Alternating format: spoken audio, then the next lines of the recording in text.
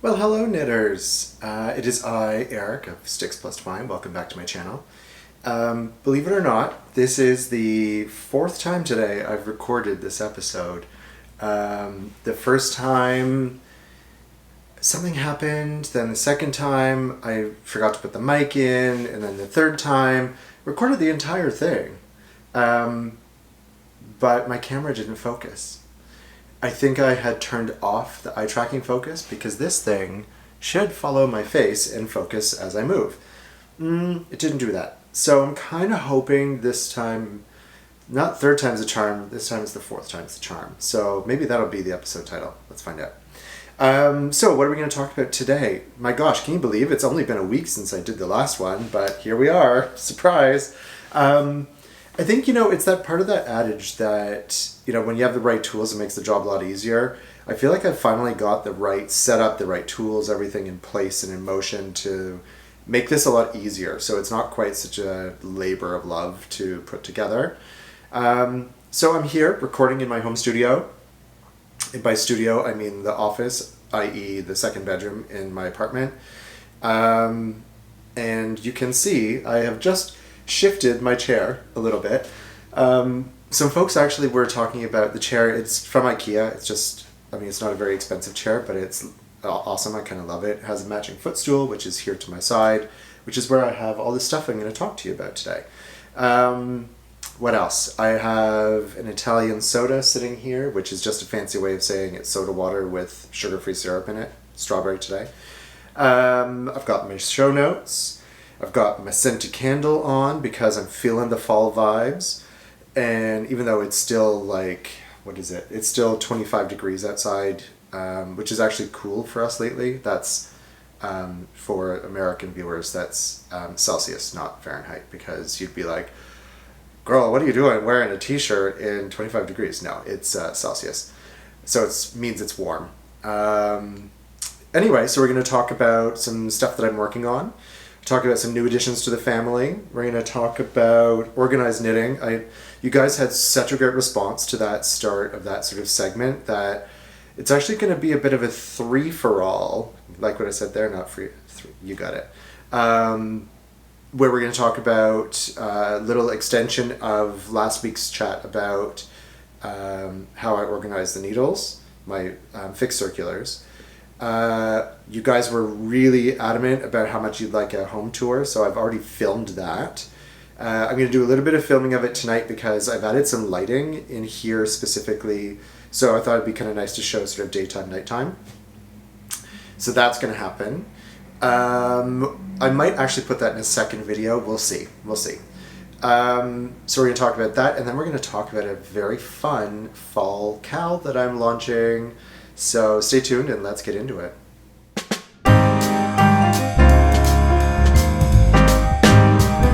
So let's talk about some works in progress. I have one whip that I haven't shared with you in quite a while that I'm going to show you. But I wanted to start with my Leaves of Grass shawl because it's the thing I've been working on the most. It's grown too big for a regular field bag, so it's now in my fringe town bag, which is still kind of dusty. I love these bags. These are great for larger projects. This I'm calling my Stormtrooper bag because I have a couple of Stormtrooper pins on it. I'm hoping that maybe it'll focus, maybe it won't. Now do I go, I go back in focus. Whew, I think we solved the problem. Okay. And it's Stormtrooper because it's black and white. It still looks like a big old purse, big mesh thing. I have actually finished... I think I'm only about 10 rounds away from finishing the body of the work, and then I get to do the lace knitted on edging. And I choose to see it as I get to, not I have to, because I'm actually really enjoying this. It's scratching my lace itch. My itch for something a little more complicated, a little more substantial, a little more involved and engaging than just a straightforward stockinette something.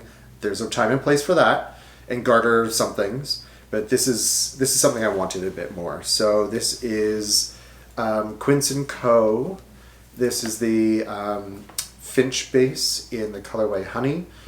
And yeah, it looks like a mangled mess right now, as all great big lace projects tend to do, until you block them. And then they block out and it's all great. So yeah, not much to say about that, but that's pretty much what I've been working on for the most part. I have done almost 2 full skeins of fingering weight since last week, so you know I'm on the ball on this one. So that one's in progress. I will show you next the second big project, and it's sitting in just a tote bag because it's so big, y'all. It doesn't fit in a regular bag anymore. This is a big piece. It's a big piece of garter. This is my modern log cabin blanket. It's a pattern from Modern Daily Knitting, back when they were called their previous name, from a book, which I actually bought the book. I have the pattern as well, but I actually bought the book. I found it on eBay. And I wanted to do this in my Hudson Bay favorite colorway. So the Hudson Bay Company is known for their Hudson Bay blanket, which is traditionally with a couple of different stripes on it, red, blue, yellow, and green. I don't know the specific order, so don't quote me on it. You can look it up. And I've done basically a modification to the pattern to fit shelter because I wanted something a little bit more substantial than, I think it was written for DK or maybe even fingering the original. So I just did some math. Basically it's based on the number of garter ridges, so you can just knit to your heart's content. When you hit the right number of ridges, you cast off of that section and pick up the stitches for the next one. Someone in a previous video comment had asked for a link to where I found how to pick up the edge stitches for garter. I just found a tutorial on Stephanie Pearl McPhee's blog, which is yarnharlot.ca, I believe. And it works every time, so go and check it out. Anyway, this is more than lap blanket size now for me. I'm going to keep going for as long as I have yarn. I think that's going to be the trick for me, that as long as I have yarn to do it, I'll just keep going. This literally could be queen size blanket size by the time it's done. I don't think I'm going to go quite that far because I have so many other projects I want to do. But it starts out in one little block. This blue block is the very first one. And then you move on to the yellow and then the red. And it's, honestly, I love this pattern. I love this knit. But it's too heavy to knit in summer. It's just too hot to have in your lap the whole time. So that's going to come back soon. And by soon, I mean like in a couple of weeks. What else do we have to look at? Okay, y'all, this week I got to reunite with 2 of my favorite people, Ramona. Longtime viewers will know that Ramona is one of my besties. She's just an absolute sweetheart. She's one of the best people I know. And so we got to hang out this week and we got to knit. And it was just so heartwarming to finally be able to see a friend. We're both double vaxxed, so, you know, we followed guidelines and stuff that said, like, if you're both double vaxxed, blah, blah, blah. And I don't want to get into it. But anyway, we hung out, and it was fun, and it was awesome, and knitting was great. And then I got to see my friend Christina, who is the Cozy Knitter, and we got to hang out. We hung out in her backyard, and we knit, and... guys, it just did my soul some good to get to spend time with friends. I just really, really enjoyed it. So, but while I was sitting with Christina, I was knitting on this particular project, which I have shown. This is the half and half triangles, and half and half wrap, half and half shawl. I don't know what it's called, something like that. I'm calling it the wrap, but whatever. This is in the Pearls. This is a Pearl Soho free pattern in their linen quill, which I love, actually. I wasn't sure if I was going to like it or not, but I really like the fabric. It's light, but it's going to be warm. It's Highland wool, alpaca, and linen. But here's my question. If you guys have made this, or if you're working on it, please someone give me a ray of hope that it does get better, because it's just garter stitch. But my goodness, it just takes forever. Like, I've been knitting and knitting and knitting and knitting on this, and it feels like it's growing so slowly because the rows are so long. Somebody give me some encouragement here, because y'all, this is gonna take forever. Forever. I'm enjoying it, but it's not highly motivating. It's good social knitting, but it's not highly motivating.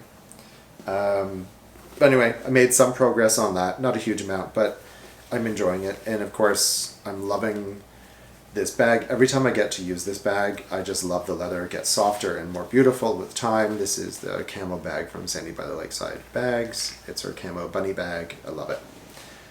But that's not all I've been working on, because I cast on something new in a Sandy bag, of course. I love this. It's my sort of ships in a bottle. It's actually fish in a bottle in some of them. It was like a summertime bag. And so last time we were together, we talked about the fact that Tones was launching from Brooklyn Tweed.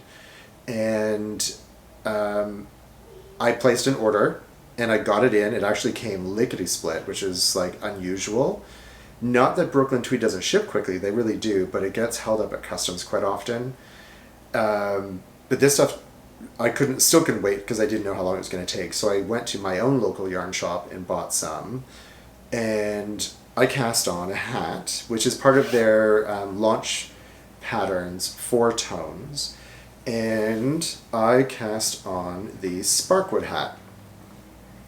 I'm doing the watch cap version, which is why the ribbing is so much longer than it would be for a normal hat, because it's meant to be obviously folded brim. I did do the tubular cast on that they recommend, which it's been a while since I've done a tubular cast on, but in this particular case, it's fantastic. It feels really good. The yarn itself, the stitch definition is amazing. The yarn is so round. Everything just pops. The colors are fantastic, and when we talk about sort of new additions to the family, I'll talk about sort of my comparisons and thoughts on the yarn itself. But the pattern is awesome. This is scratching my itch for all of the cables in my world. So I've got sort of a brioche hat. Harlow hat hasn't had any progress, so I'm not going to show you that any different right now. So I've got a brioche project on the go, I've got lace project on the go, now I've got cable project on the go, amongst a lot of other ones. But this is filling that need right now. And it's interesting, the fabric is knitting up into something a little bit tighter than I would have expected. I would have probably gone up a needle size in original thinking around this. But that said, I live literally, like, the lake is right there outside my window, and the wind, anybody that lives by water knows the wind gets pretty severe in cold weather. So I'm happy to have this because it's going to be great for walking around this winter. So that's the Sparkwood hat. Liz Smith, I believe, is the designer, and if I got the name wrong, I'll put it down here in the description anyway. I actually was on, Brooklyn Tweed did a Zoom launch for Tones, where they talked about the first raglan sweater, which Jared Flood designed for this yarn, as well as Liz talked about the hat and showed different samples, and that's what just convinced me that I had to make one. So that's it for current projects on the go that I'm going to talk about today. Take a quick break, reset things, and then we'll talk about some new additions to the family. Okay, so if everyone's refreshed their beverage, welcome back. Time to talk about some new additions to the family. Segment in which I don't want to be that formal. We're not like that. We're just having a conversation. I got some new stuff, y'all, that I'm really excited about, and I want to share. So the first thing I'm going to talk about is Christina, while I was living in Mexico, was so kind to hold on for me her 24 stripe skein for the 2020 Advent calendar. Note, this is not the new one that's coming for 21. This is the 2020. This is stuff you guys have seen before. This is not going to focus on me, but whatever. You've seen this, I'm sure, if you follow Christina or anybody that follows Christina, you've probably seen this knit up before. So I'm going to make these for Christmas for this year. And I'm really excited about those. Thank you so much, Christina, for holding on to that for me. I know it was a while. Anyway, so there's that one. And then my wonderful friend Sandy and I have decided that we are going to do a cast on for our birthdays. Our birthdays are very close to one another, and I was sitting around one night, I think it was last week, and she sent me an Instagram post and said, we absolutely have to do this. And she picked out the colors for me already, and she was bang on. I mean, she just knew exactly what I would want. So we ordered for the kit, it's the Klassen triangle with a twist, not the regular Klassen triangle with a twist. There's going to be a knit along from Clinton Hill Cashmere, and it came quickly because we paid for expedited shipping because we wanted it ASAP. And so the colors that Sandy picked for me, and she, like I said, was bang on, and I'll post a picture here so you can see it a little bit closer, will be olive is the main body color, and this incredible sort of neon yellow is going to be the pop. So basically it's a triangle shawl. I'll put a picture in here. That it's, the body is just done in the main color, and then you do as many rows as this skein will allow you to achieve. So maybe, 10, 12 rows at the end. So that's going to be like pretty awesome for winter. Like, oh, cashmere, I love cashmere. And I really like this bespoke base. I've done a cashmere hat from it, and it knits really well. It doesn't pill very easily either from what I've seen. But I've only made one accessory with it. So, I don't know if sweaters, that sort of thing, would pill more. But the whole kit, I'm not going to lie, guys, this was a bit of a splurge. But you know what? It's birthday. So I'm going to splurge a little bit on it. I would not normally spend quite this much for a shawl. But whatever, y'all. You only live once. So that's happening. We'll talk more about that when we get there. But now I really want to talk about tones, because I've been asked by quite a few people that have seen my Instagram, which I really should tell you, I'm on Instagram. I've changed my handle on it for a number of reasons, but I shall post it here. It's also in the show note description. I'm not doing notes per se, but I'll put some links in there. So if you look for me on Instagram, that's where you'll find me. But I had some people ask me what I thought of the yarn, and I kind of wanted to give you a bit of a review and sort of give you some background. There's a really good intro video on the Brooklyn Tweed YouTube channel around how it's made, why they created it, that sort of thing. And all of it is true. There's absolutely nothing they've said that I don't agree with. My own experience with it is it feels, and I've got some here, this is the same stuff that's in the hat. It feels like, and I've heard it described as if Shelter and Arbor had a baby, this would be it. It doesn't feel quite as soft, I think, as Arbor and Peary, because it's not merino, it's Columbia wool. It's not quite as rustic feeling as Shelter, but it has a similar construction feel to Arbor. It is a worsted spun, it's a woolen spun, not a worsted spun. It's a worsted weight, so it's a gauge match for Shelter. So all of those patterns that they already have in place, anything that has a worsted weight, you can use this for. I really like the yarn.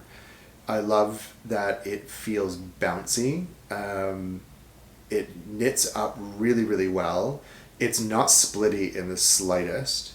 And I love the fact that the colors are so cool. So let's talk about that for a sec. What they do is they basically create two bases. These are the two bases. One is the overtone, which is this one, the lighter, and the undertone, which is the darker. It's exactly the same yarn. It's just the percentages between them. So that's the base. And then all of these bases are then overdyed.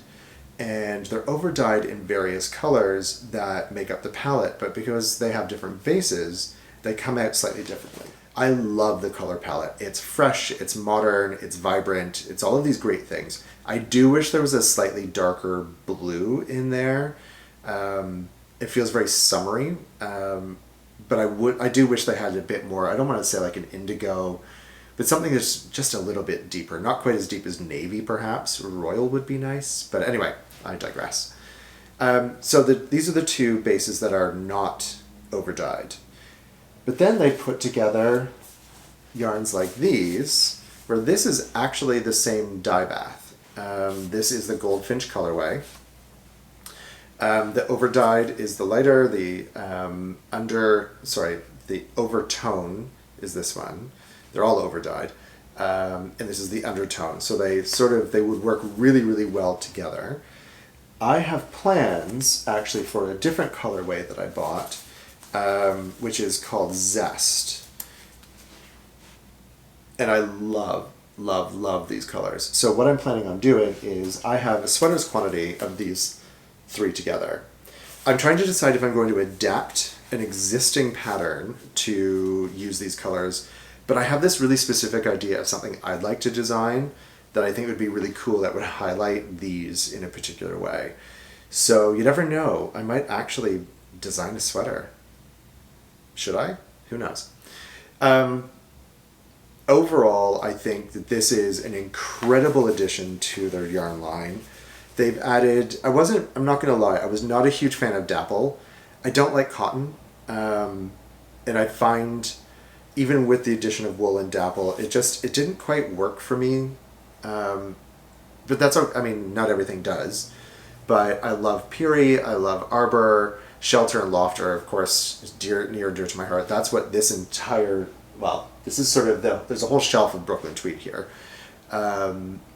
So I love those yarns, absolutely love them. But this is something different, and I enjoy the difference. I like having some options. I like the fact that it's domestically produced in the US, that they're supporting, other industries. Yeah, so anyway, love the yarn. I think, if you get a chance to try it, you'll probably enjoy it. And it's high quality. That's the other part, is I believe in the quality. It's not just like a gimmick. I think that it works, and the color palette's really going to work. So that's it for new additions to the family.